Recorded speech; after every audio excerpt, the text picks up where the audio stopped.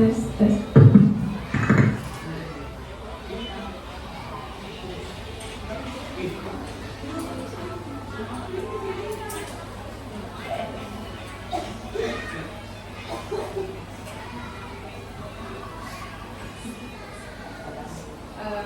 Adik-adik mungkin bisa kita mulai mungkin HP-nya bisa dulu disimpan atau saya menjadi HP itu saya bisa lebih fokus untuk dengarkan materi yang bakal kami sampaikan sama kita. Siap Kak, oke.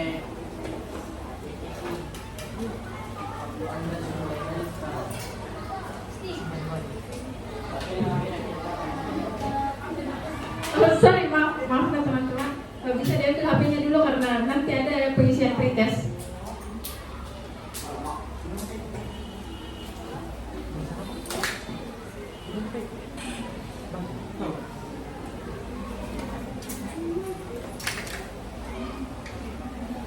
Oke, mungkin sudah bisa saya mulai. Assalamualaikum warahmatullahi wabarakatuh. Waalaikumsalam warahmatullahi wabarakatuh. Oke, baik. Halo semuanya. Bertemu lagi dengan kami.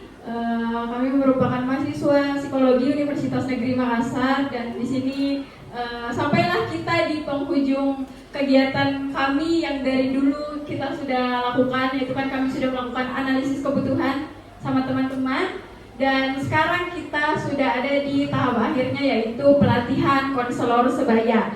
Nah, adapun pelatihan ini yang akan kita lakukan itu berdasarkan analisis kebutuhan yang adik-adik sudah isi kemarin, itu sudah kami analisis dan kami yakin dan kami berharap pelatihan ini bisa membantu teman-teman sekalian dalam menjalankan tugasnya sebagai konselor sebaya.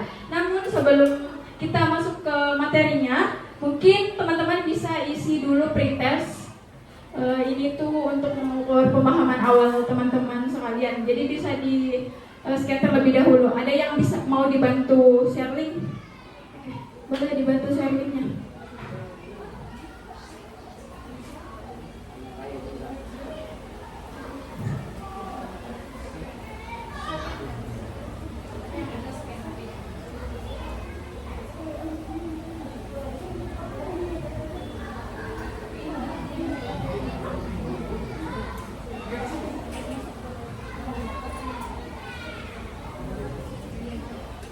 Bilang ya kalau ada kendala atau ada yang mau dibantu hotspot.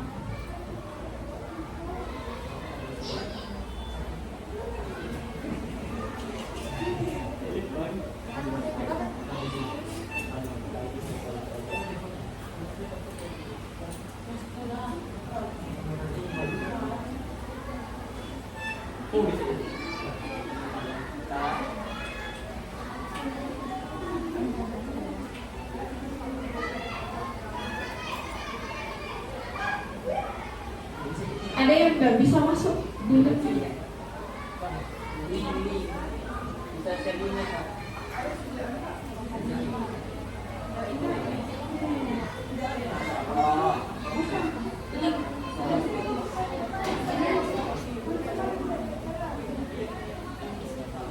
Apa sama dia?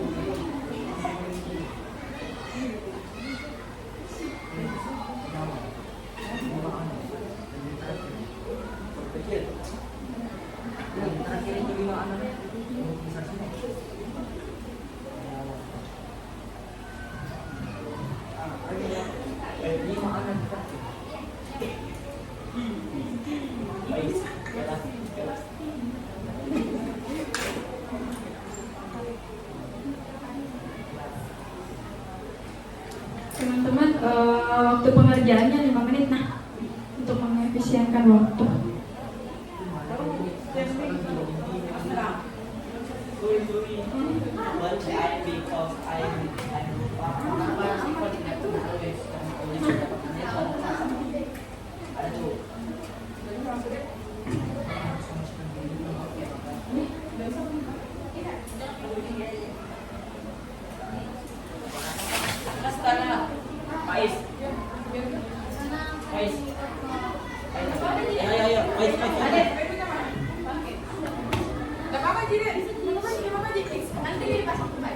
Oke. Ada gini nih balik ke pasarnya.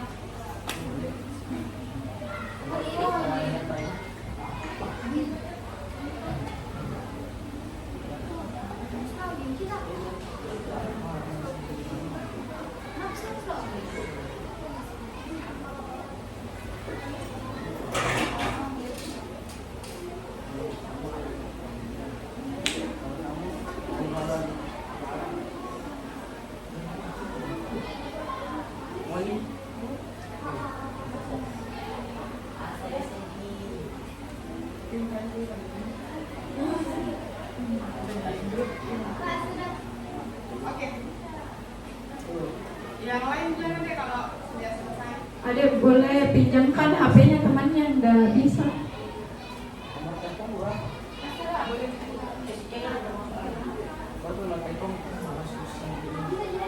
Sudah dikit? Belum? Coba. Refresh coba deh.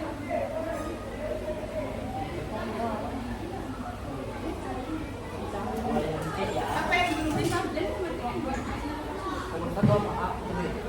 Siapa yang belum bisa isi deh? Semua yang bisa mau? Oh iya belum.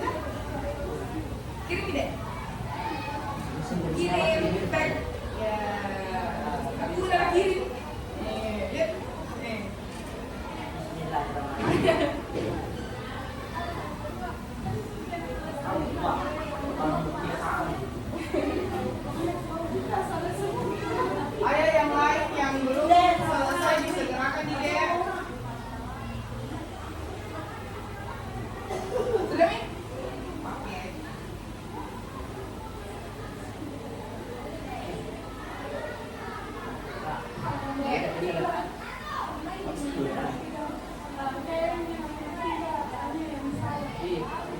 mana? Tigaannya yang salah.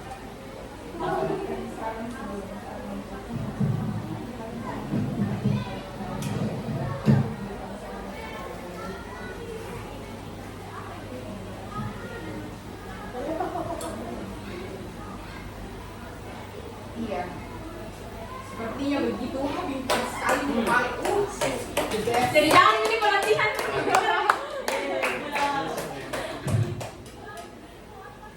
Oke, maaf, nah itu kesalahan. Human error guys, human error. Kita yang manusia biasa yang terluput dari kesalahan dan dosa. Oke, sudah nih. Sudah. Ini di tengah kapan belum deh? Masih fokus sekali kuliah dengan layar HP. Ada 9 yang mengiring. What are you doing, Faiz? Wake up, bro. Ayo. Lama ya? Emailnya bapak. Dah. Lagi 4. Ayo, yang belum selesai segera diselesaikan. Pinjam ini kedua kasih bilang. Kasih keluar nih kak. Kak. Kasih keluar. Ya. Biar kita bisa fokus nanti lagi mendengarkan materi bersama-sama. Kita belum bikin. Ayo sekarang kan.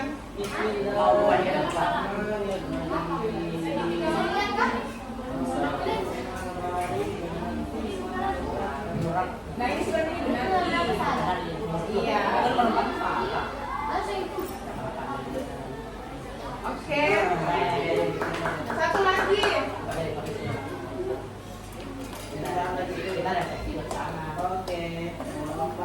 Bawa minta semua, Pak.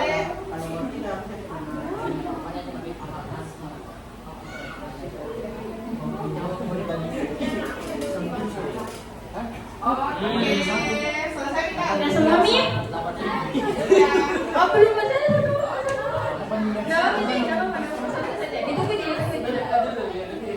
Jangan buka Google. Santai. Hai Faiz. Buka Google Faiz.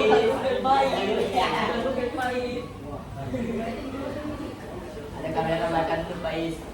Ayo, tidak bisa kamu buka Google. Lebar. Oke, mungkin HP-nya bisa disimpan dulu di Dititip di Kak Una saja. Ya, dititipkan di saya bergerak. Gak apa-apa juga dikasih HP-nya. Ya, oh iya. Udah ulang. Nanti kalau rusak diganti iPhone 17. Udah ganti Kak. Satu sama semuanya.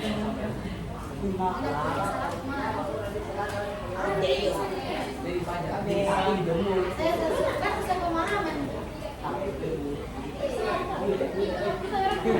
Oke, sudah semua ini simpan HP-nya nih.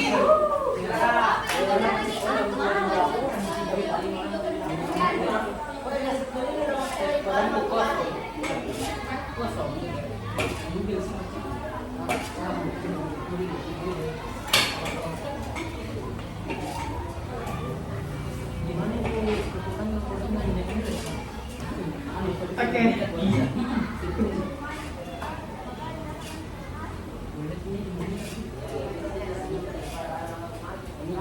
Oke teman-teman, mungkin saya bisa mulai materinya sekarang. Sebelumnya saya ucapkan terima kasih banyak sudah menyempatkan waktunya, walaupun sebenarnya kalian bisa pulang sekarang, tapi kalian sempatkan waktunya untuk mendengarkan pelatihan kita, untuk mengikuti pelatihan. Saya berharap nanti pelatihan ini bisa bermanfaat bagi kalian sebagai konselor sebaya ataupun mungkin sebagai teman sebaya saja untuk teman-temannya kalian. Dan saya juga berharap untuk teman-teman memperhatikan dengan baik, dengan seksama, karena setelah ini akan ada post-test lagi dan saya harap post-testnya akan dikerjakan dengan baik. Oke, jadi kita mulai saja. Materinya saya awali dengan sebuah pertanyaan yang mungkin teman-teman bisa jawab atau angkat tangan. Siapa di sini yang pernah awalnya itu cuma untuk tempat cerita, tapi ujung-ujungnya tiba-tiba jadi tempat curhat? Ada yang pernah angkat tangan? Banyak. Oke, mungkin ada salah satu yang mau ceritakan bagaimana pengalamannya yang awalnya itu jadi cerita di temannya, tapi tiba-tiba kayak, waduh ini kayaknya curhat deh jatuhnya. Ada yang mau ceritakan enggak?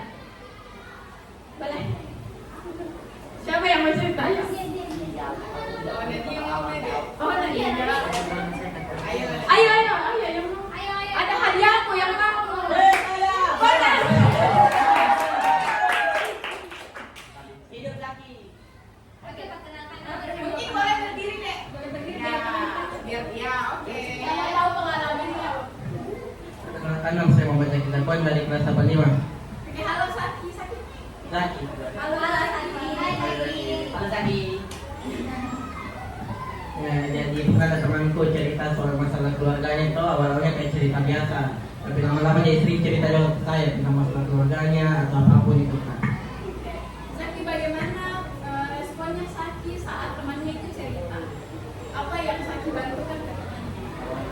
Mendengarkan dan kasih solusi kak. Bisa diceritakan bagaimana Saki kayak dengarkan dia kasih solusi seperti apa? Dikasih semangat kan temanku. Dikasih semangat. Ya. Bagaimana responnya temannya waktu dikasih semangat?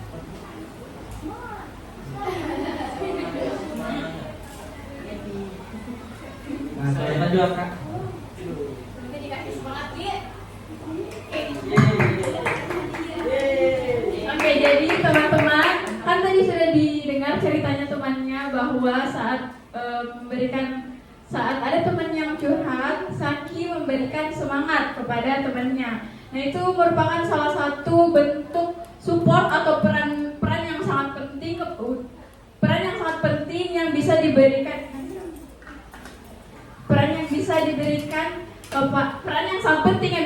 kepada temannya yang sedang membutuhkan. Di sini kita akan membahas lebih jelas lagi bagaimana sebenarnya peran teman sebaya kepada bagaimana temannya yang membutuhkan bantuan atau bagaimana kita memberikan dukungan kepada teman kita yang sedang memberikan bantuan. Di sini kita akan membahas mengenai konselor sebaya, bagaimana perannya, etikanya, serta bagaimana teknik-teknik yang akan dikeluarkan ketika melakukan konseling sebaya. Dan saya ingin tekankan juga bahwa konselor sebaya itu adalah orang yang memberikan konseling, dan kegiatannya itu merupakan namanya konseling sebaya. Oke. Jadi konselor sebaya itu merupakan bentuk kerjasama yang memanfaatkan kemampuan anggota kelompok untuk saling berbagi kepedulian dan dukungan. Jadi tadi yang dilakukan Saki itu merupakan salah satu bentuk konseling sebaya di mana Saki sebagai konselor memberikan kepedulian dan dukungan kepada teman-teman yang sedang membutuhkan. Coba saya mau tanya lagi satu pertanyaan. Ada yang merasa lebih nyaman cerita ke teman daripada orang dewasa? Banyak. Oke. Ada yang mau kasih alasan kenapa sih sebenarnya orang atau kita itu lebih nyaman cerita ke teman daripada orang dewasa? Ada yang mau? Oke, boleh. Perkenalkan namanya dulu. Perkenalkan, nama saya Syahrini Sarinasir dari kelas 95. Alasan saya merasa lebih nyaman cerita ke teman daripada orang dewasa itu karena kalau cerita sama teman saya merasa lebih dekat, lebih masuk ceritaku kepada mereka.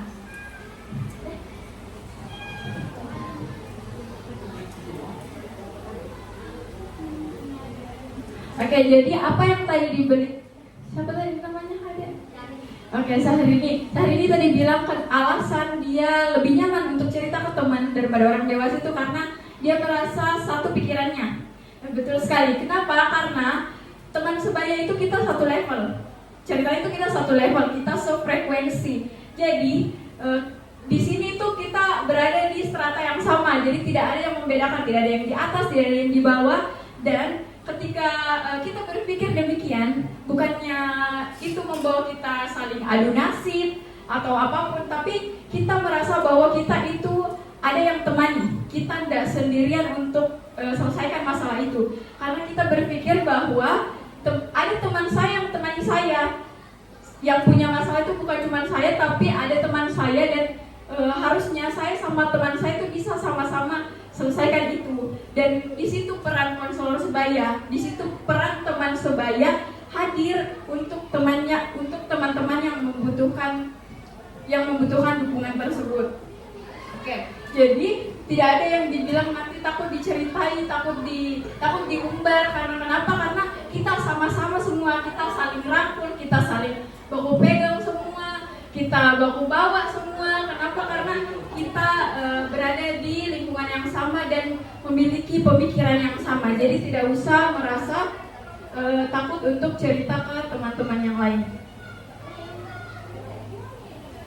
Jadi konselor sebaya itu kita akan mengerti apa yang sedang dirasakan. Teman-teman juga akan memiliki kemungkinan besar memiliki pandangan yang sama dan merasa lebih tenang dan memiliki pengalaman yang sama juga. Apalagi kalau semisal di sekolah, kan itu kalian sama-sama dapat tugas, kalian sama-sama tugasnya semua, kalian sama-sama kerja tugasnya, kalian sama-sama belajar. Jadi bisa jadi kalau semisal kalian punya masalah, kalian itu sama semua. Jadi nanti kalau semisal anggap nih ada teman yang cerita ke kalian kan bisa menempatkan diri bahwa oh ternyata memang saya rasa begini, jadi saya bisa bantu teman saya lebih baik. Mungkin teman-teman sekalian dapat tipsnya atau solusinya untuk menyelesaikan masalahnya. Nah, kalian bisa membagi solusi tersebut kepada teman kalian.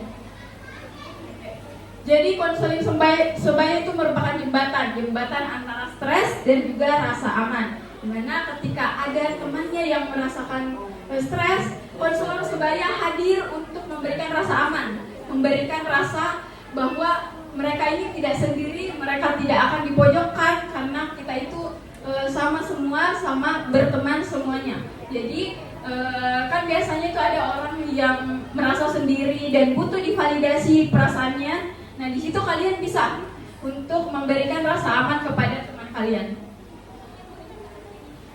Oke. Jadi di sini saya mau kasih teman-teman apresiasi yang sangat sebesar-besarnya karena di saat orang-orang bilang kalau mendengarkan curhatan itu sangat capek, nguras energi, nguras tenaga dan kayak buang-buang waktu, tapi di sini kalian hadir untuk belajar, untuk menambah ilmu bagaimana caranya menjadi konselor sebaya yang lebih baik. Dan saya rasa teman-teman tidak akan rugi, tidak akan buang-buang waktu karena ketika kalian melakukan konseling sebaya itu kalian akan tumbuh sama-sama sama teman kalian. Teman kalian dapat teman curhat dan kalian juga bisa belajar untuk lebih peka, lebih empati sama teman kalian dan lebih awareness karena saat kalian mencoba untuk memahami orang lain, sebenarnya kita juga itu sedang belajar memahami diri kita sendiri juga. Jadi kita bisa sama-sama belajar, kita bisa sama-sama awareness terhadap diri kita dan orang lain juga. Jadi selanjutnya mungkin kita bisa bahas etika dalam konseling sebaya sebelum mempelajari bagaimana sih caranya merespon teman-teman ketika ada yang curhat. Saya serahkan kepada pemateri kedua kita yaitu Kak Una.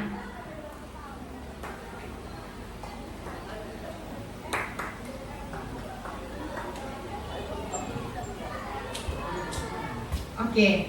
Nah, selanjutnya saya akan membahas mengenai etika konselor sebaya. Nah, yang ada 4 poin ya dalam etika konselor sebaya. Yang pertama itu menjaga kerahasiaan, menunjukkan sikap empati dan menghargai perbedaan individu, dan juga menjaga batasan hubungan antara konselor dan konseli. Nah, yang pertama yang kita bahas itu menjaga kerahasiaan. Nah, sebagai konselor sebaya itu mungkin teman-teman sekalian sudah tahu ya, sebagai konselor sebaya kita harus bisa dan mampu untuk menjaga rahasia atau cerita teman tak yang teman tak cerita sama kita sebagai konselor. Sudah tahu ya harusnya, karena ini kan dasar ya kalau mengenai menjaga kerahasiaannya antara konselor dan konseli. Nah, sebagai konselor sebaya itu kita harus bisa simpan baik-baik ceritanya teman tak. Kalau semisal ada teman tak yang cerita sama kita, terus mungkin itu teman tak bukan teman baik tak, dan kita mau cerita itu ceritanya teman tak ke bestie tak misalnya. Nah, itu tidak boleh. Nah, sebagai konselor sebaya, kita sebagai konselor sebaya itu kita harus mungkin kita pakai kata wajib untuk tidak membocorkan ceritanya teman-teman tak ke orang-orang lain. Bahkan juga, tapi kalau semisal ada di keadaan yang mungkin dia cerita mengenai masalah keluarganya dan mungkin dia mau menyakiti dirinya sendiri, nah mungkin kita boleh baru kita sharing sama mungkin guru BK dulu terlebih dahulu, karena itu kan masalahnya sudah di atas nih. Kita sebagai konselor sebaya mungkin belum bisa untuk menyelesaikan masalah itu. Nah, di situasi seperti itu kita baru bisa untuk sharing atau dibagi itu masalahnya teman tak ke guru BK, tapi itu ke guru BK Ki, jangan lagi sharing ke teman-teman tak sampai nggak tahu bisa ke sekolah. Nggak boleh nah begitu, karena itu menjadi privasi bagi teman tak yang cerita ke kita, dan itu sudah menjadi tanggung jawab tak sebagai konselor sebaya untuk bisa menjaga rahasianya teman-teman tak. Sampai di sini bisa dipahami untuk menjaga kerahasiaannya sebagai konselor, bisa? Oke. Nah, selanjutnya itu kita sebagai konselor sebaya kita harus bisa menunjukkan sikap empati tak terhadap teman-teman tak. Bagaimana sih dibilang itu menunjukkan sikap empati tak? Kita itu harus bisa kayak misalnya teman tak lagi cerita gitu, kayak bilang nih, "Ay deh, stresku karena lagi turun nilaiku di kelas 1 kemarin bilang begitu teman tak." Terus kita itu harus bisa empati kayak bilang nih, "Iya paham Jaka bagaimana merasa." Jangan bilang, "Ay baru aja begitu." Saya Jaki malah membanding-bandingkan pernah mungkin ada teman-teman sekalian yang kayak mungkin temannya sharing ke kalian kayak bilang deh malas kak sekarang karena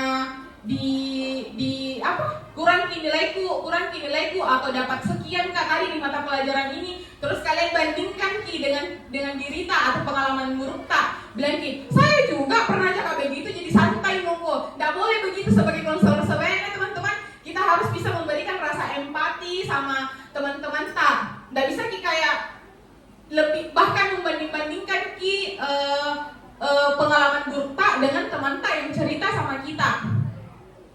Sampai di sini untuk menunjukkan sikap empati teman-teman sekalian bisa pahami. Atau mungkin contoh yang saya tadi berikan, ada teman-teman sekalian yang mungkin pernah lakukan Ki begitu, karena ada tadi beberapa saya lihat kayak ketawa-ketawa Ki. Ada yang pernah begitu kan? Ada yang pernah? Ayo, ada enggak? Oke. Nah, yang selanjutnya itu menghargai perbedaan individu. Nah, ini menghargai perbedaan individu, kita harus samaratakan Ki teman-teman tak. Kita tidak boleh beda-bedakan Ki, dia agama apa Ki, dia latar belakang keluarganya bagaimana. Kita tidak boleh pilih-pilih Ki teman tak untuk mungkin teman tak mau cerita sama kita. Semisal siapa tadi? Syahrini. Ada temannya yang mau cerita, tapi itu temannya yang mau cerita dia dari latar belakang mungkin ekonomi yang di bawah gitu. Terus ada lagi temannya yang satu mau cerita bersamaan Ki. Terus ada temannya satu cerita, dia itu temannya yang satu ada di kelas ekonomi di atas atau di tengah. Tapi yang lebih duluan ini datang ke Syahrini, temannya yang ada di ekonomi di bawah Ki. Tapi Syahrini lebih memilih untuk dengar Ki duluan ceritanya temannya yang ekonomi di atas. Nah itu tidak boleh Nade begitu. Kita harus samaratakan Ki semuanya, tidak boleh dibeda-bedakan Ki satu sama lain. Karena kan kita sini sebagai konselor sebaya seperti yang dijelaskan tadi kan Naya, kita sama-sama di sini, kita saling rangkul satu sama lain. Harus Ki bisa saling merangkul satu sama lain, tidak boleh Ki membeda-bedakan antara mungkin latar belakangnya dia agama ini Ki, satunya agama ini, harus Ki sama semuanya ya, seperti begitu saling rangkul. Jadi salah rangkul saya di depan baru di belakang ngecerita jelek ya. Oke, nah poin selanjutnya itu menjaga batasan hubungan.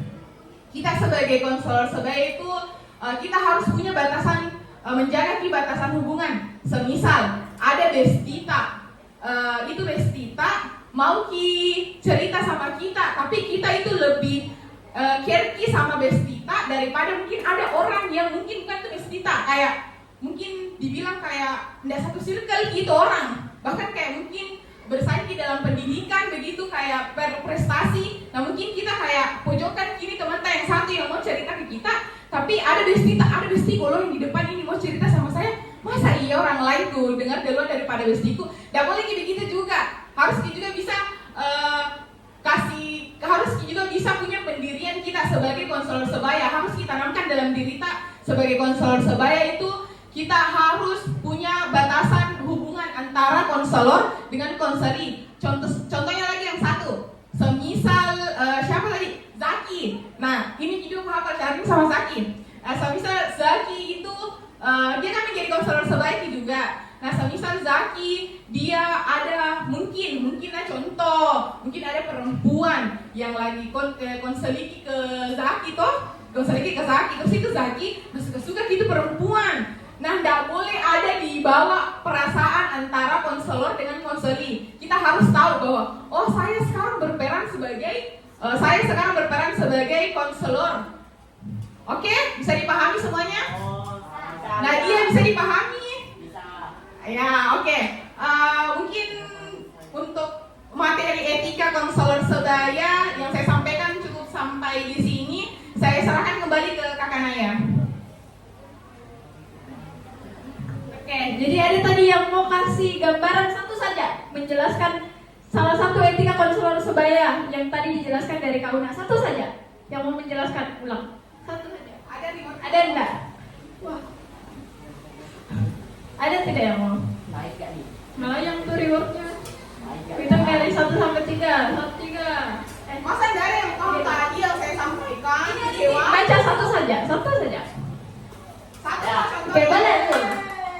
Yeay.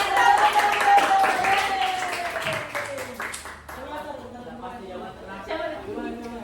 Perkenalkan, nama saya Sarung Alika, berasal dari kelas 82. Saya mau menerangkan kembali tentang menjaga kerahasiaan. Yang pertama itu seperti saya sebagai peran konseling itu, kalau ada temanku curhat, walaupun itu bukan temanku, mau teman atau musuh atau bahkan pacar, itu tetap saya harus menjaga kerahasiaannya. Mohon maaf saja belum pacar. Contoh ini contoh. Oke, contoh tahu tadi, benar contohnya. Oke, yeay. Oke, sisa satu dulu. Oke, jadi teman-teman itu tadi etika konselor sebaya yang sudah dijelaskan oleh Kak Una. Mungkin kita bisa beralih ke materi selanjutnya, yaitu karakteristik yang dimiliki oleh konselor sebaya. Saya persilakan kepada pemateri ketiga.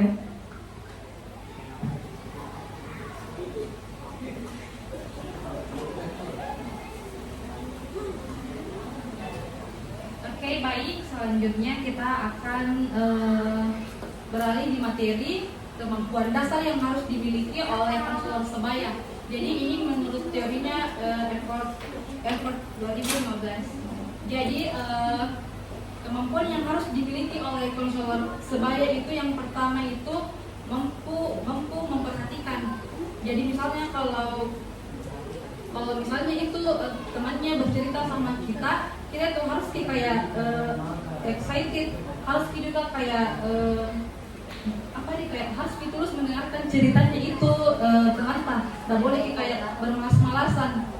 Contohnya tuh kayak biasa kalau lagi bercerita di teman itu langsung kayak malasku dengar ceritanya, malasku. Ada yang biasa begitu? Rendah aja. Terus yang kedua itu konselor sebaya itu juga harus mempunyai kemampuan berempati. Jadi misalnya kalau kita sebagai konselor sebaya itu tidak berempati, kayak waduh. Jadi kita itu harus mempunyai kemampuan berempati. Tidak boleh kita menghakimi teman yang bercerita kayak tadi yang menjelaskan itu Kak Una yang kayak bilang stresku, terus kita bilang jam mau stres, saya juga kemarin begitu di nilaiku yang tadi yang menjelaskan Kak Una. Terus kemampuan menangkap dan merangkum, kita itu harus mendengarkan aktif ceritanya teman itu dari awal sampai akhir. Terus selanjutnya misalnya yang selanjutnya itu bertanya. Misalnya kalau teman itu bercerita kita harus tanya teman kenapa bisa begini, kenapa bisa begitu. Jadi harus kayak respon terus teman kalau sementara bercerita supaya dianggap begitu. Terus selanjutnya kita sebagai konselor sebaya itu harus bersikap jujur, tulus, dan apa adanya kepada teman yang bercerita ini. Terus selanjutnya itu mampu juga menyampaikan perasaan dan pendapat secara jujur dan spontan tanpa menyakiti hati orang lain. Kayak misalnya itu kalau ada masalahnya teman kita itu tentang kayak lagi nggak baik kan sama temannya yang satu. Kalau misalnya itu bercerita sama kita harus kayak langsung jujur bilang apa memang ditanya dibilang apa memang masalahmu, nggak boleh begitu. Terus selanjutnya itu pemecahan masalah.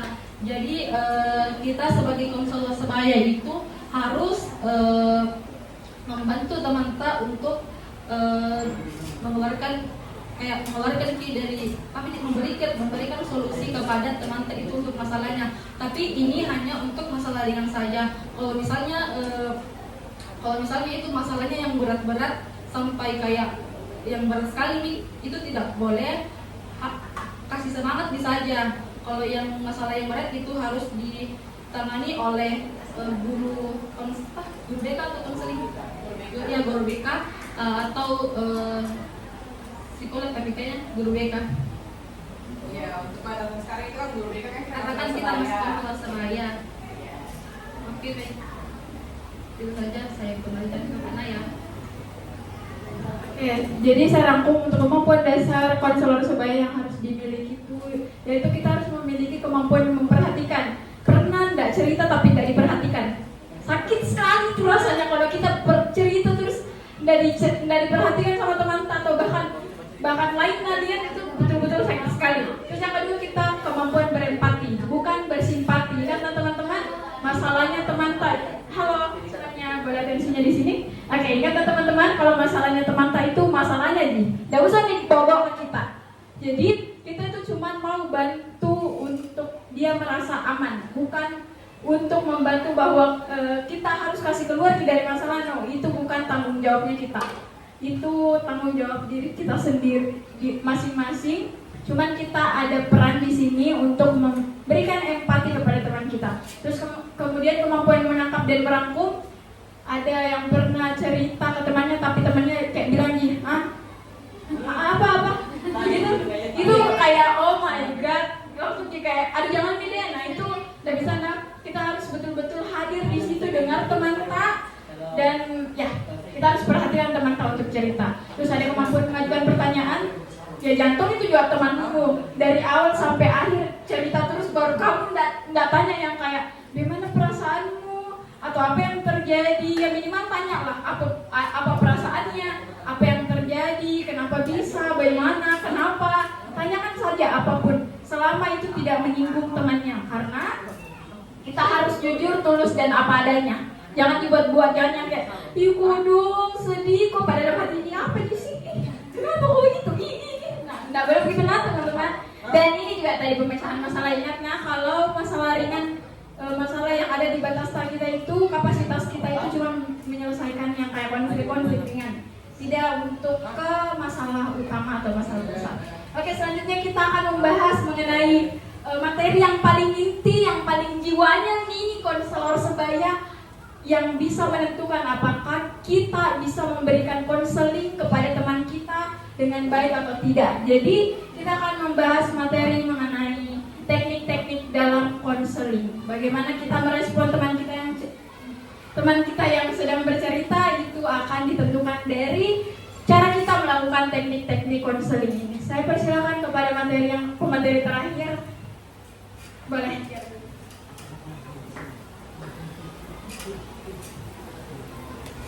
Ya tepuk tangan dulu.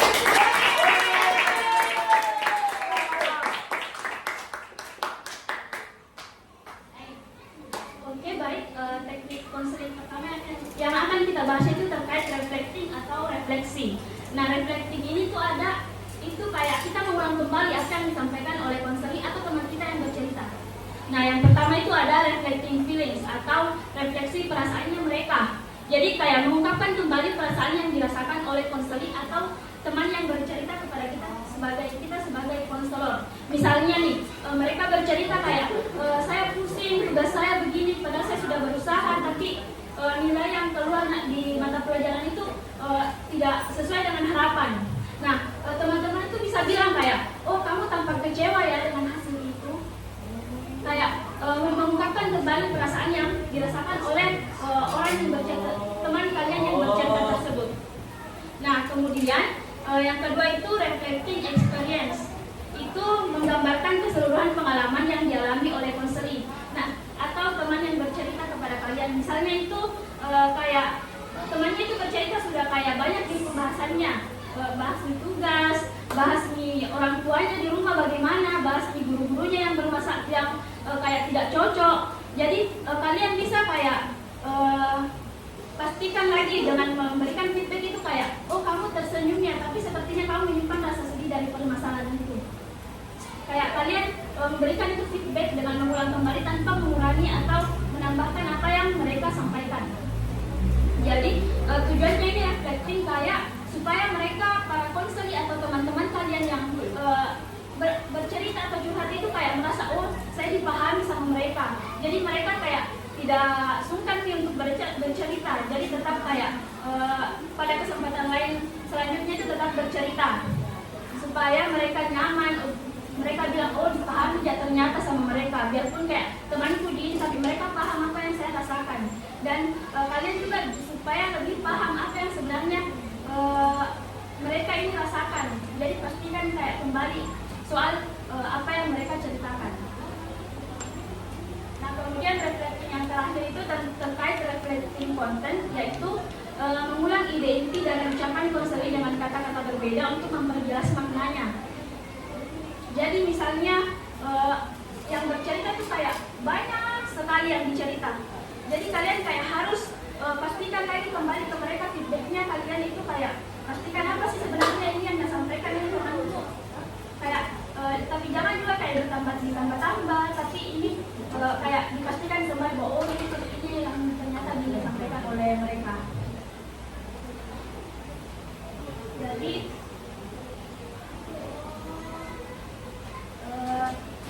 dengan teknik reflecting ini supaya mereka itu kayak seperti yang sudah saya jelaskan sebelumnya, supaya mereka lebih nyaman, merasa dipahami dan tidak sungkan untuk bercerita lagi ke depannya. Nah, selain teknik reflecting ini itu ada dua teknik lainnya yang akan dijelaskan oleh teman saya selanjutnya. Dipersilahkan.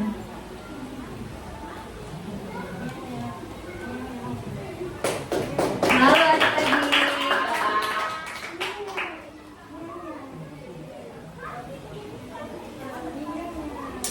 Oke, jadi itu telah tadi 3 teknik. Ini ada lagi teknik yang lain. Tapi yang ingin saya jelaskan inilah teknik yang paling dasar yang harus dimiliki oleh seorang konselor sebaya. Oke, jadi tolong diperhatikan baik-baik. Nama tekniknya itu adalah listening. Listening ini terbagi menjadi 2 yang akan saya jelaskan, yaitu ada attending dan clarifying. Jadi adalah tolong diperhatikan adik-adik karena ini harus dimiliki oleh kalian. Ini adalah hal yang paling dasar yang seharusnya kita terapkan sebagai konselor sebaya. Oke? Yang pertama itu ada attending. Jadi attending itu dia menunjukkan perhatian penuh melalui kontak mata, posisi tubuh yang terbuka dan bahasa tubuh yang empatik. Jadi misalnya teman kalian sudah bercerita, jalan ini ceritanya toh, kalian tidak boleh yang kayak patung di depannya begitu. Kalian harus punya yang kayak respon tubuh, minimal yang kayak mengangguk kayak oh kayak begitu. Tidak boleh yang kayak begini saja, temannya menjelaskan di depan terus kalian berdiri saya begini. Itu tidak boleh teman-teman. Harus kayak ada minimal kayak gestur tubuh tak, supaya orang yang bercerita ke kita itu dia juga merasa dihargai. Oh ternyata selama saya bercerita saya didengarkan Ji. Selama saya bercerita apa yang saya cerita itu ditangkap Ji sama yang saya percaya untuk saya cerita. Kalian ini yang sebagai konselor sebaya. Ya kayak kita tidak boleh jangan kayak harus yang kayak oh oke kayak begitu. Jadi harus minimal atau senyum juga, senyum. Kalau misalnya dia bercerita untuk misalnya masalah teman, ini ada temanku nak kasih begini kak, padahal tidak begini kak. Kita minimal yang kayak kayak misalnya oh kayak gitu. Tidak boleh yang kayak begini saja. Tidak boleh nah. Jadi gestur tubuh itu harus terlihat sama mereka supaya mereka juga paham oh saya dihargai Ji, saya didengar Ji sama ini temanku yang saya percaya untuk bisa saya cerita seperti itu. Oke? Paham? Oke. Kita lanjut lagi yang kedua, clarifying. sini dia kayak kita meminta penjelasan lebih lanjut tentang cerita yang dia sampaikan.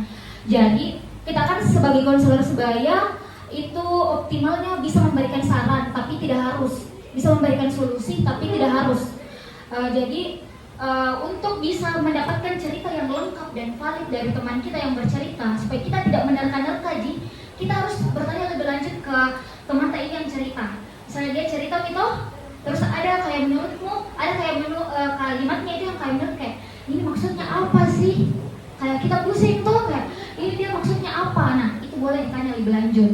Jangan sampai kalau kalian tidak tanya lebih lanjut, kalian salah menangkap cerita tersebut.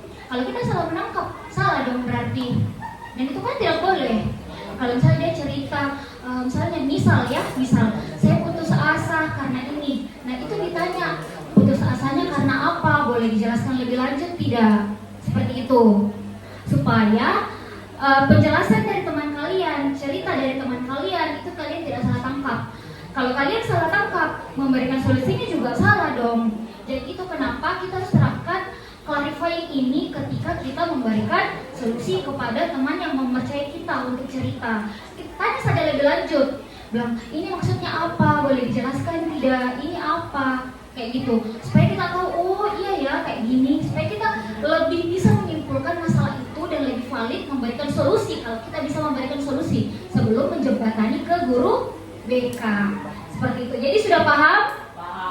Oke, jadi simpulannya kalau attending itu adalah postur tubuh, kita harus bisa memperlihatkan gestur tubuh kita supaya dia merasa dihargai, merasa diterima dan merasa aman untuk cerita sama kita. Dan yang kedua ada clarifying, supaya kita tidak menerka-nerka saja, kita bisa dengan jelas menerima permasalahan yang dia ceritakan kepada kita. Jadi kita harus menggunakan teknik ini. Oke, paham?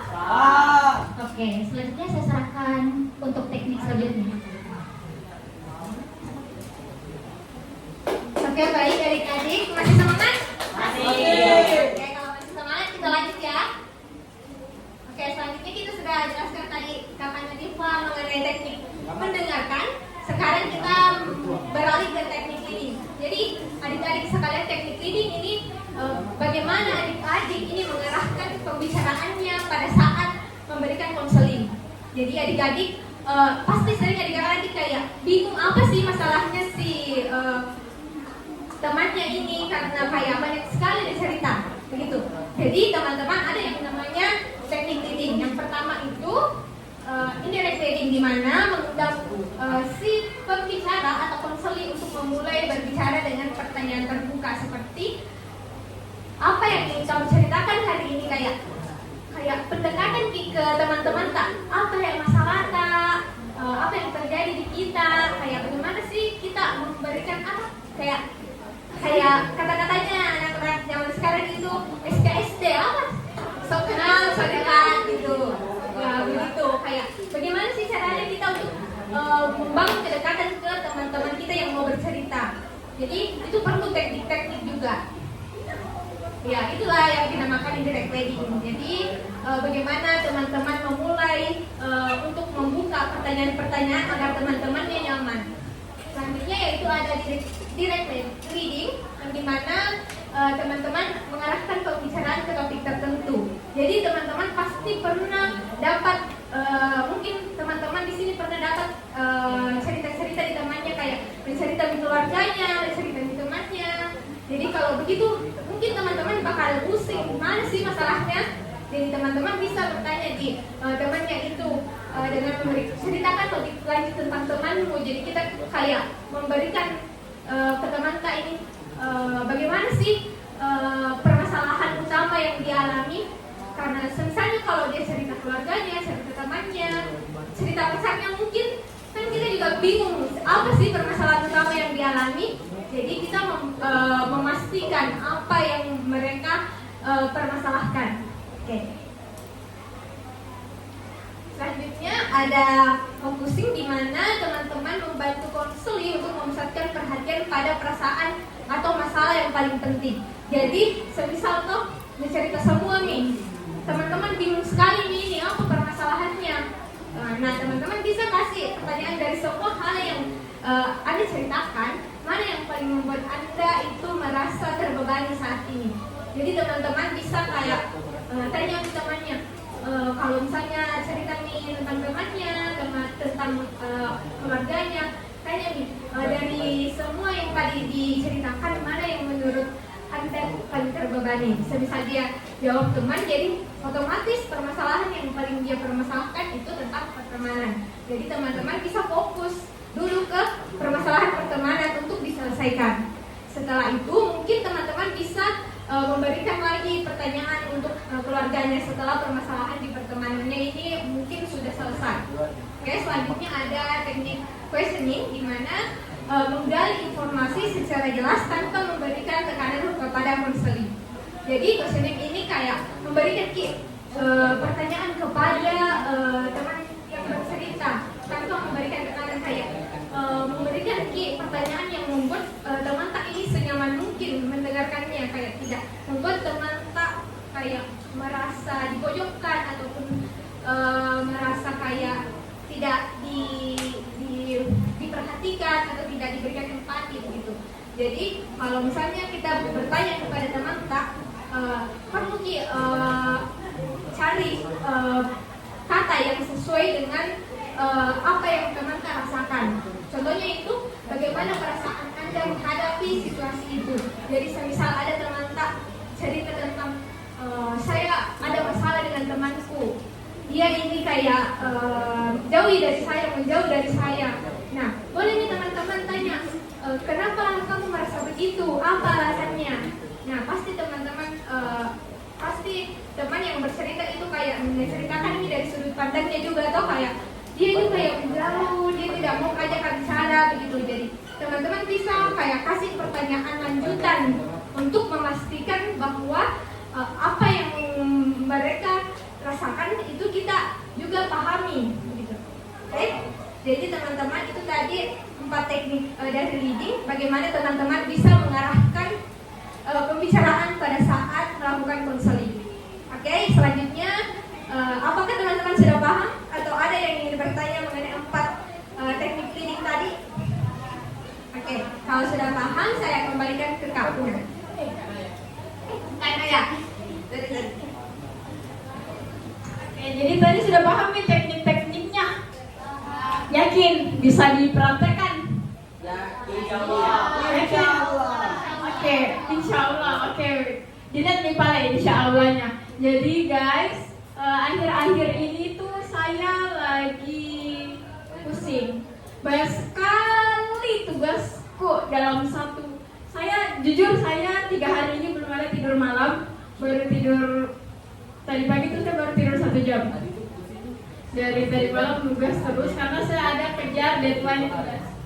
Nah, teman-teman, kira-kira kalau saya cerita seperti itu, teknik apa yang bisa kalian keluarkan? Ayo angkat tangan, siapa yang bisa tahu dari ceritanya tadi Kak Naya, teknik apa yang bisa digunakan dalam ceritanya tadi Kak Naya? Dari keempat teknik tadi yang disampaikan oleh kakak-kakak. Ayo, katanya paham, ayo.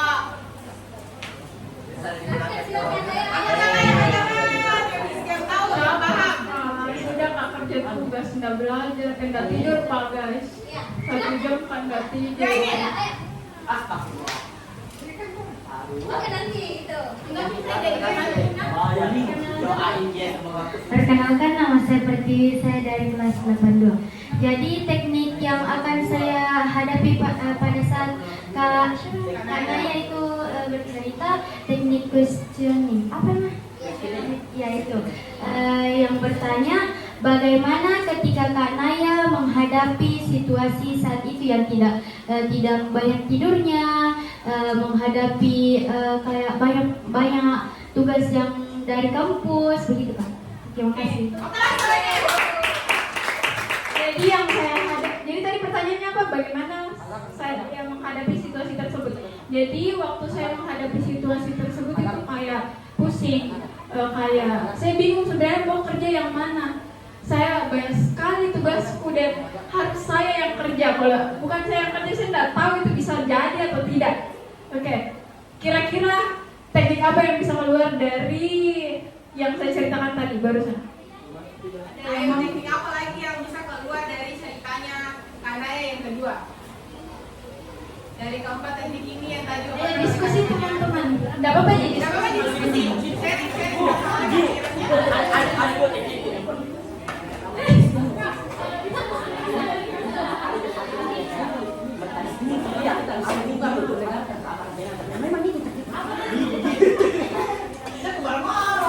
Waktu saya menghadapi situasi itu kayak pusing, harus ku kerja semua, ku kejar semua tugasku.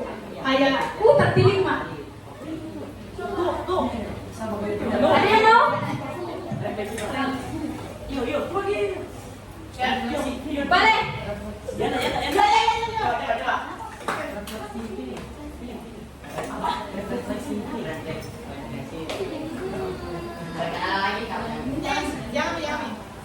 Saya akan menggunakan teknik yang namanya refleksi feeling, yang dimana itu seperti saya menanyakan kembali tentang perasaan Kak Naya seperti yang jadi sebenarnya ini Kak Naya sudah capek karena tidak tidur selama 3 hari karena tugas.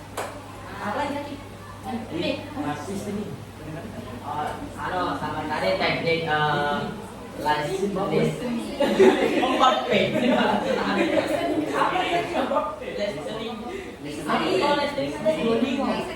listening dengan cara mendengar cerita dari Kak Naya.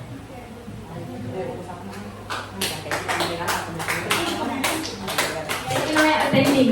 Jadi tadi temannya bilang reflecting feeling sama listening. Dimana temannya itu bilang jadi Kak Naya itu capek sudah kerja tugas, itu namanya reflecting feeling, yaitu mengungkapkan kembali perasaan yang dirasakan oleh konseling. Jadi kita validasi perasaanku kalau saya itu capek, karena sebenarnya saya itu kalau kita bercerita itu sebenarnya tidak butuh solusi, saya cuma mau ditemani, saya cuma mau divalidasi kalau kamu capek ya, kayak keren gitu.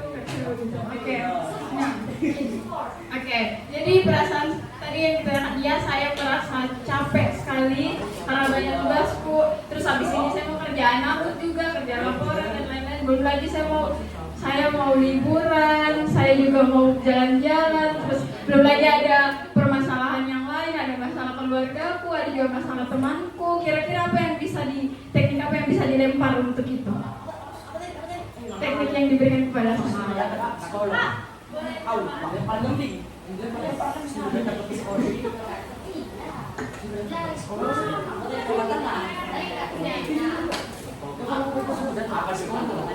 Ada yang mau?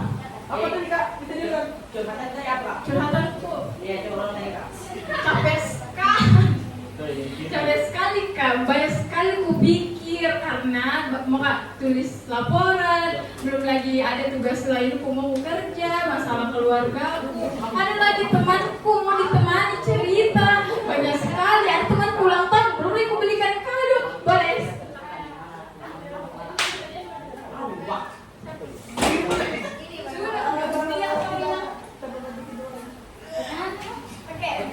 Baik, perkenalkan nama saya Dian Hadiana dari kelas 81. Teknik yang akan saya keluarkan yaitu teknik focusing, di mana dari semua hal yang Kak Naya ceritakan, mana yang menurut Kak Naya itu paling merasa terbebani ya.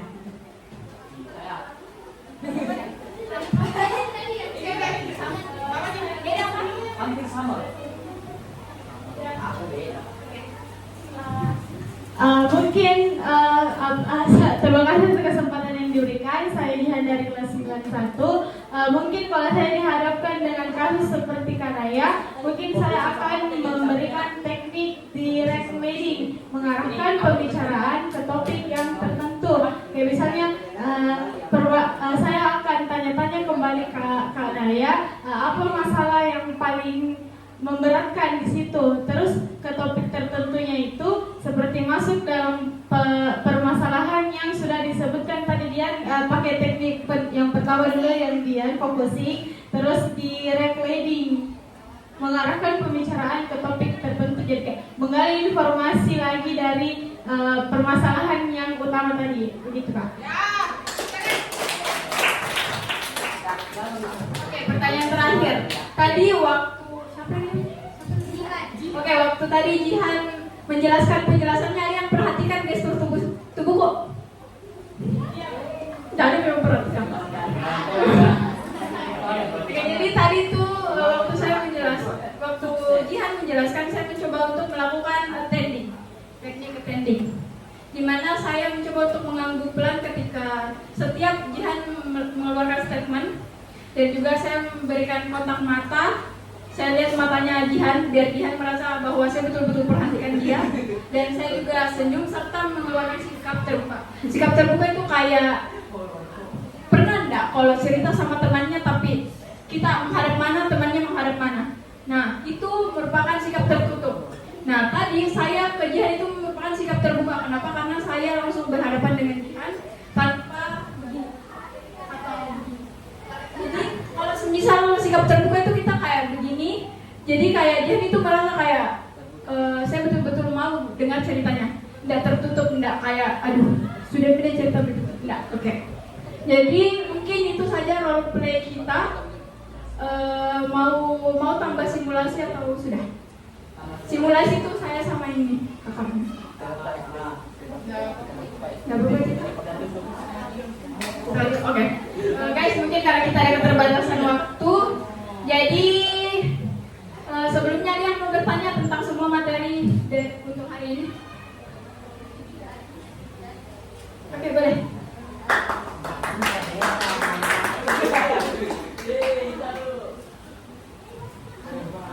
Saya mau bertanya, sebagai peran konseling, bagaimana cara untuk apa nih? Kalau ada temanku yang curhat tentang masalah orang tuanya, saya kira itu menurut saya kalau terlalu ikut campur itu seperti apa nih? Kayak terlalu ikut campur bagi juga kalau itu masalah keluarganya orang lain. Tapi kalau saya kira dia itu tidak boleh diungkapkan rasanya orang kalau curhat ke kita. Bagaimana cara itu? Jadi seperti yang dijelaskan oleh teman saya tadi, kalau teman-teman konselor itu tidak ada tanggung jawab untuk menyelesaikan masalahnya.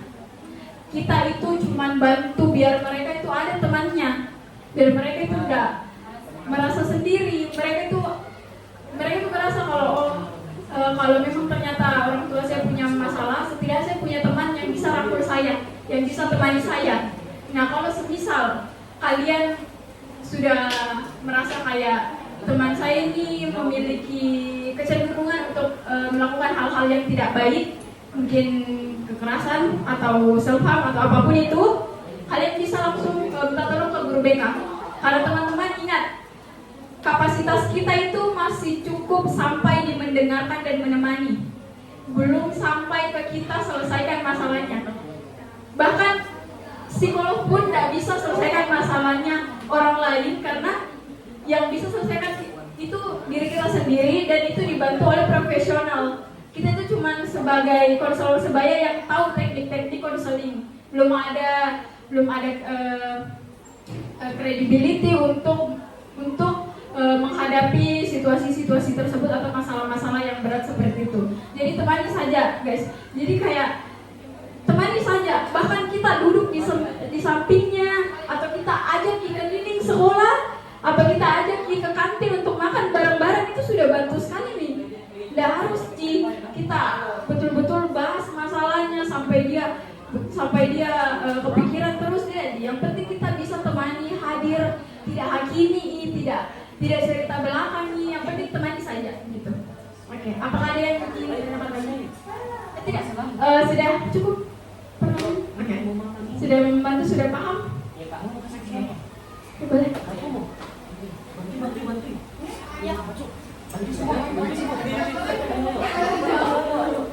Perkenalkan, nama saya Nadia dari kelas 83. Saya ingin bertanya, bagaimana cara membangun kembali kedekatan kepada konseling yang sudah tidak percaya lagi untuk curhat ke kita? Kayak karena salah cara merespon kita. Ini persoalan salah merespon atau kedapatan di cerita belakang? Sebenarnya guys, kapasitas kita itu gak apa-apa jadi salah merespon. Maksudnya kayak kita kan sudah coba untuk bantu temannya.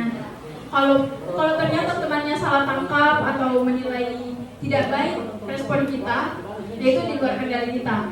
Namun untuk cara membangun bonding lagi itu pasti tentunya harus pelan-pelan. Nah, kepercayaan itu kalau retak nih susah nih guys kembali kayak wow.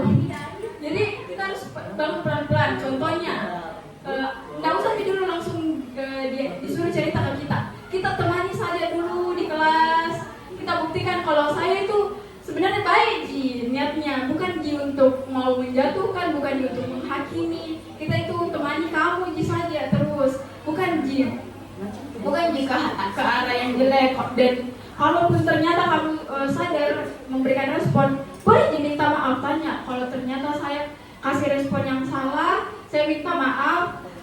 Saya lakukan yang terbaik untuk bisa temani kamu begitu. Nggak usah intinya walaupun kita bisa rasakan nih kalau kepercayaan itu susah dibangun kembali, tapi selama itu retaknya bukan karena pengkhianatan tapi cuma karena kesalahpahaman, itu masih bisa jadi perbaiki. Dan pelan-pelan saja, temani saja, rangkul sampai bisa bangun bonding lagi kembali toh.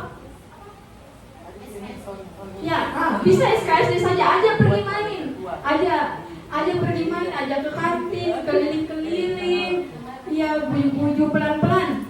Dan bisa juga tipis-tipis, kayak aja cerita yang bisa mengarah ke kayak, oh oke, ujung-ujungnya nanti dia tiba-tiba cerita ini, begitu. Bisa pancing-pancing bisa aja, pancing-pancing bisa aja. Dan silahkan keluarkan teknik ini. Oh kalian bertiga, oke. Hah? Ini tuh kan saling bercanda dia, ternyata itu nggak bawa hati. Awalnya dia duluan bercanda, biar kita itu dia direspon juga candanya. Ngambek. Ini yang duluan minta maaf, tadi saya baru pas hari dulu, tadi saya minta maaf, langsung dia yang belum rangkul kayak ya sudah bagus. Bagus nih bondingnya lagi. Nah, besok itu tugas.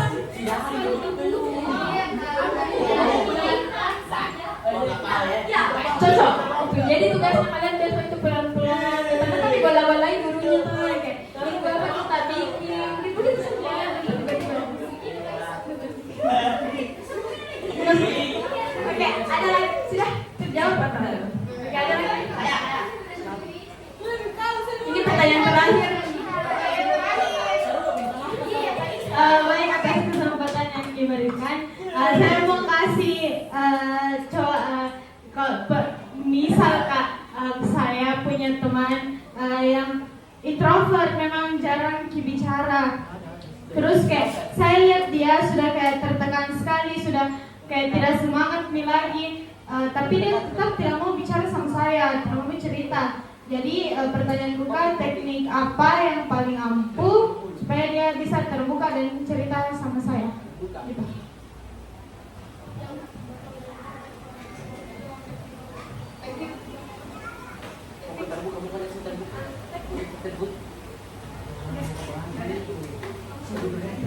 Oke, jadi sebenarnya teknik itu, jadi kalau untuk teknik yang dibahas tadi itu keluar secara spontan, dalam artian tidak tergantung situasi. Cuman kalau misal kamu mau bertanya mulai dari teknik mana, kamu bisa mulai dari questioning ataupun indirect leading. Bisa tanyakan dulu, anggap ini namanya Muna, datang, Muna apa? Saya dulu tanya, Muna apa? Kira-kira akhir-akhir ini kamu ada kegiatan apa? Nah, nanti Muna cerita. Akhir-akhir ini saya kegiatan itu kayak kerja laporan sampai pagi, tidurnya 1 jam 2 jam paling lama, baru lanjut lagi kerja laporan.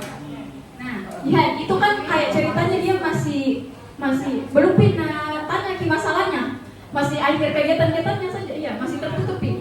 Nah, cerita lagi, tanya lagi, ih bagusnya, ih kerennya, saya nggak bisa kan nggak tidur, kayak kita intinya lainnya saja sampai dia betul kayak, oh ini orang bisa dipercaya, bisa saya percaya, bisa kasih Kak validasi perasaanku tanpa bilang kayak biar begitu, kayak capek kok. Nah kita bisa tanya lagi bilang, Bunda, apa memang mau bikin? Kenapa bisa nggak tidur? Kok masa nggak tidur? Kok bisa ditanya begitu?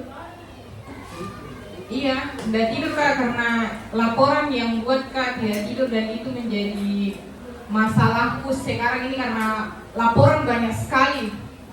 Nah di situ kan dia kayak masih bilang saja, iya ini juga itu terus saja laporan tanpa sebenarnya kita nggak tahu apakah masalahnya itu dari laporan betul atau ada masalah lain yang bikin kamu mengalihkan pikiranmu ke laporan.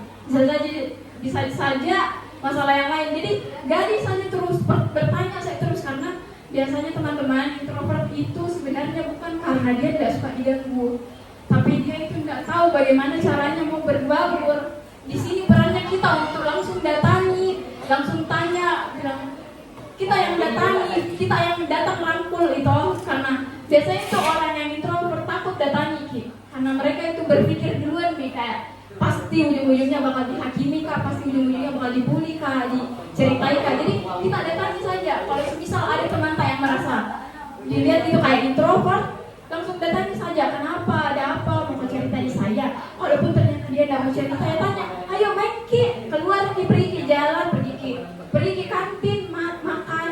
Kan itu pelan-pelan dulu. Walaupun pas kalian keliling-keliling tidak ada yang mau cerita, bingung mau cerita apa, tidak apa-apa. Yang penting dulu kalian bisa bangun kayak, oh ini orang baik-baik, dan apa-apain aja, tenang saja kayak begitu. Jihan, bagaimana, ada yang mau ditambahkan atau?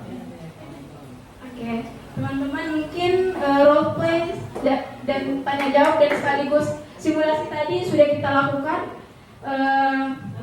Waktunya pergi, maafnya ice breaking nggak bisa karena kita dikejar waktu. Jadi waktunya pengisian podcast.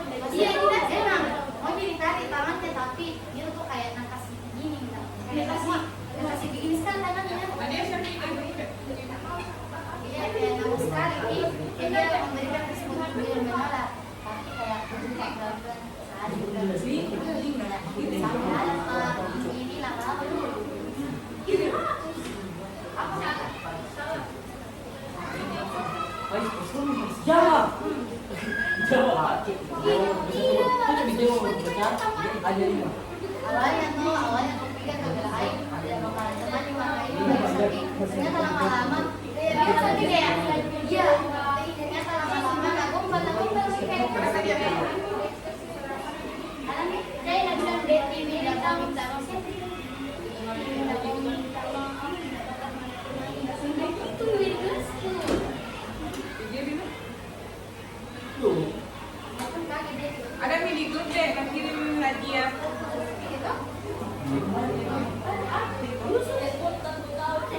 Siapa yang nggak bisa apa yang tadi mengisi?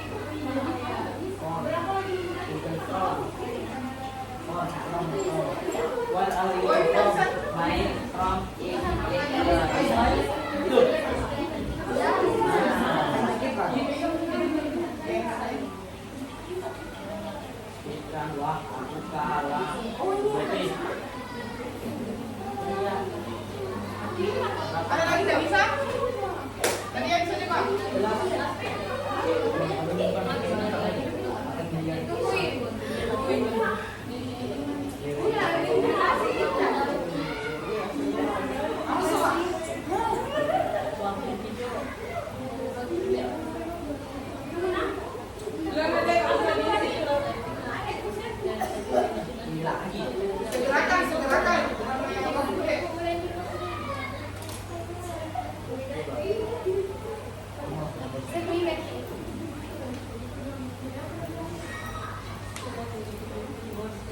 Sudah nih. Oh, pakai tangan.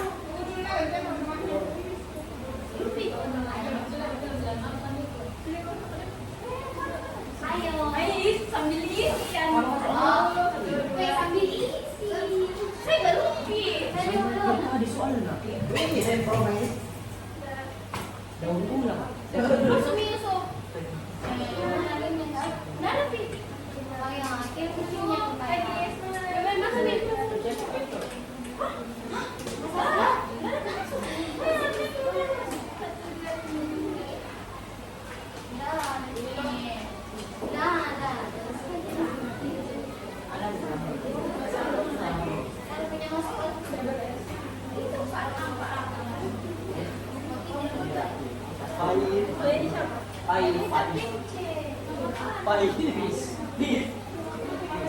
Siapa sudah isi?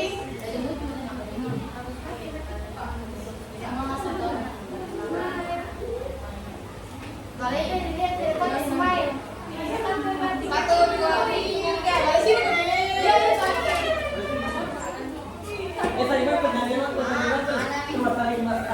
Ya, sambil satu dua tiga.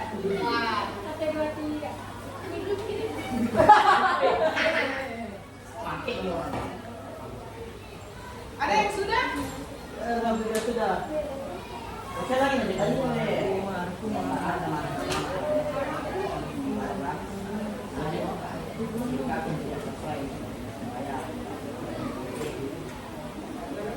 Bisa di.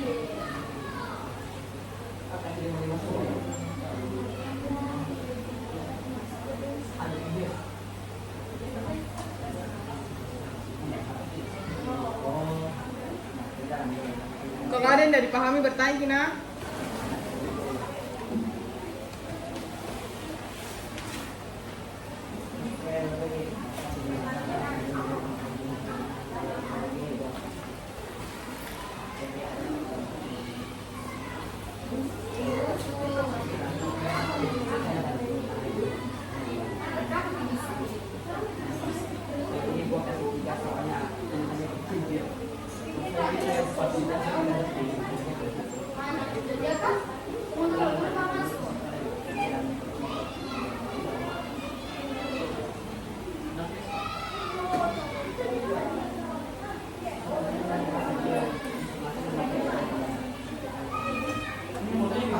Apa krik kak? Apa krik?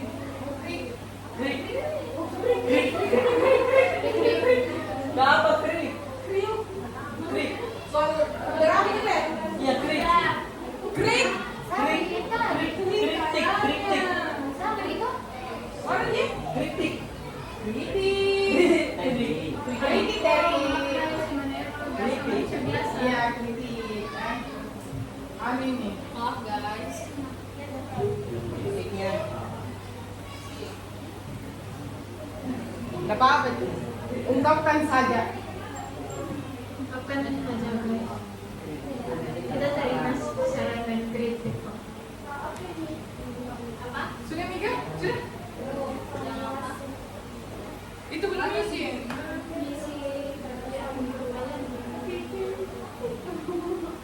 Materi ini. Oh, materi yang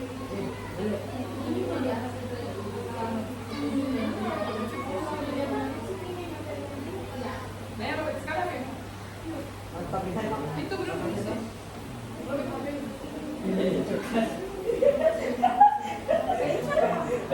Baca saran Apa yang boleh?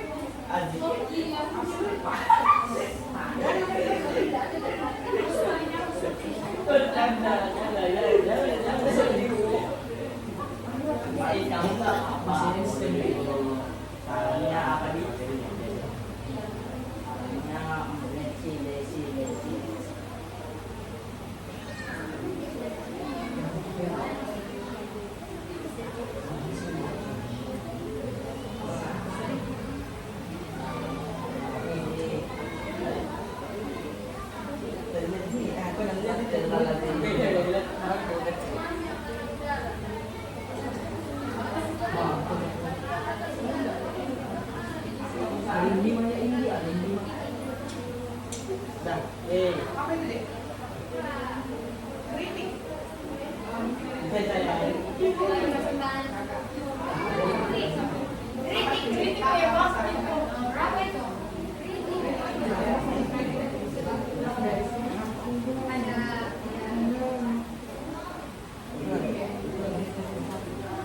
Ada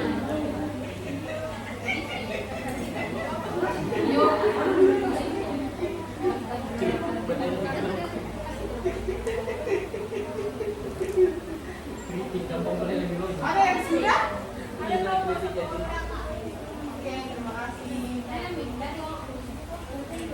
Oke, sudah Kak. Oke. Nanti kita lihat akurasinya. Oke, pertama benar,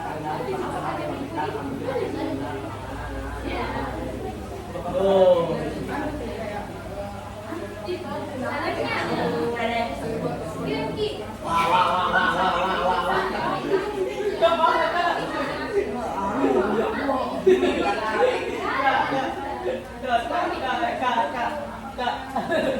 Apa ini?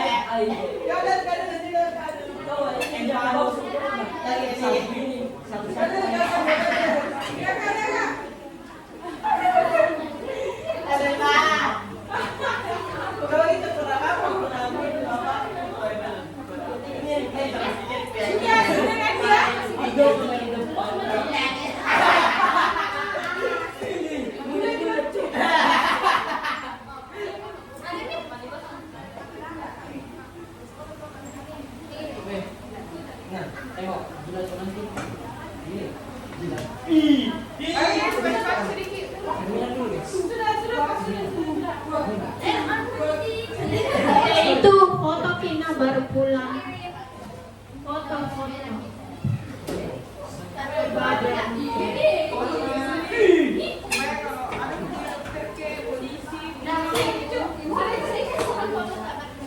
Iya dong, ini kan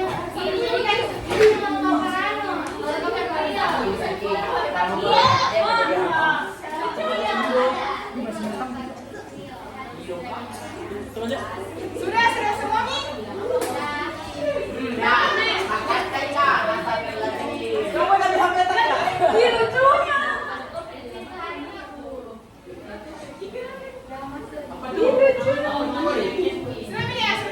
Sudah semuanya ya. Biar bisa difoto bareng baru pulang. Siapa belum? Oh itu. Lagi satu. ayo aku sama nih.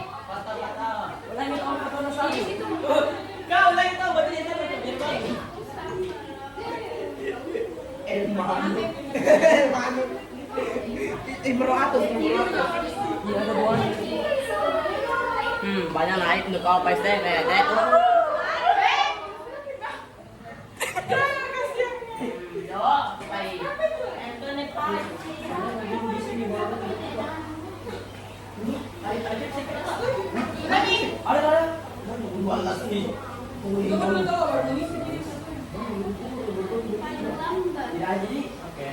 Oke, sudah pegang ya.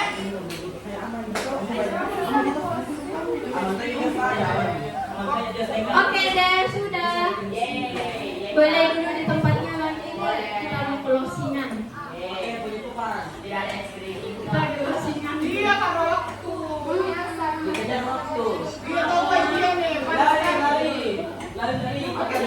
Oke, semuanya kan perhatiannya. Jadi cukup sekian perhatian kita hari ini. Saya ucapkan terima kasih banyak. Semoga ilmunya bisa diterapkan ke teman-temannya.